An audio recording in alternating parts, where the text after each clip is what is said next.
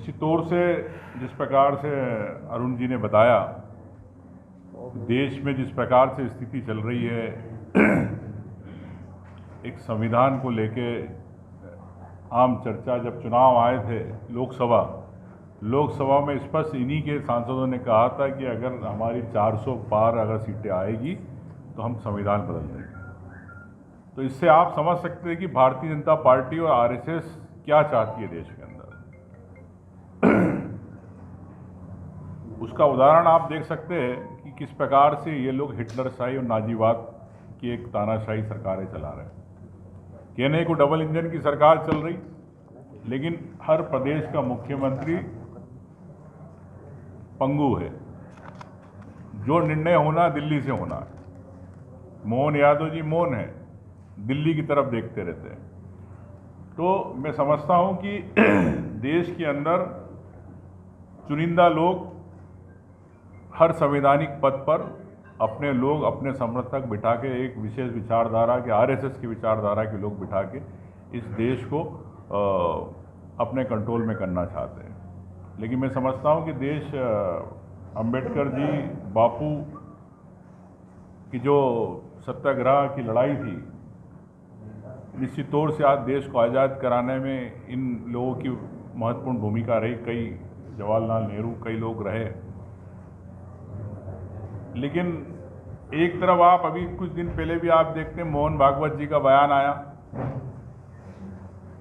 कि देश राम भगवान का मंदिर हुआ बना, अब देश को स्वतंत्रता मिली। ठीक है, भगवान राम की सब आस्था रखते, हम भी रखते, सब लोग रखते। लेकिन मोहन भागवत जी भूल गए कि जिन्होंने देश को आज़ाद कराने के लिए शहादत दी, उन स्वतंत्रता संग्राम सेनानी, उनके परिवार, ऐसे हजारों लोग हैं।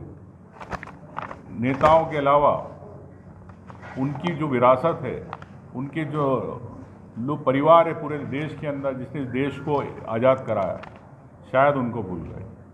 तो मैं समझता हूं कि भारतीय जनता पार्टी अपना खुद का इतिहास बनाना चाहती है।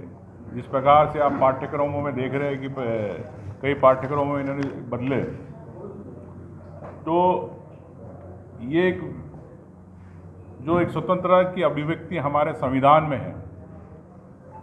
चाहे आम व्यक्ति हो, चाहे मीडिया हो, आज उस अभिव्यक्ति को लेके जिस प्रकार से नियम कानून बदले जा रहे हैं, हर जगह कहीं ना कहीं धरना प्रदर्शन को लेके, आज आम व्यक्ति अगर धरना प्रदर्शन करे तो उस पर केस दर्ज हो जाते हैं। तो मैं समझता हूं कि ये संविधान बदलने की एक वो है, एक सुनियोजित रणनीति है। उस देश को के लिए कांग्रेस पार्टी आम जनता के लिए संविधान बचाओ को लेकर जय भीम, जय बापू, जय संविधान रैली 27 तारीख को मऊ में कर रही है। तो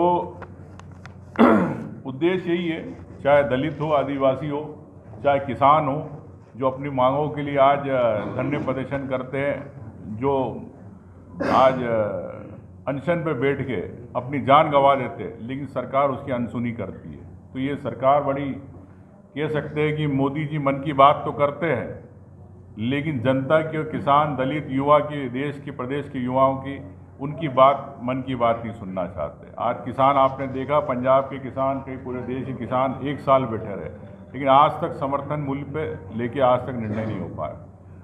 तो मैं समझता हूं कि भारतीय जनता पार्टी एक सुनियोजित षड्यंत्र के तहत देश को मुद्दों से भटकाती है ध्यान, हिंदू मुस्लिम सांप्रदायिकता करा के वो।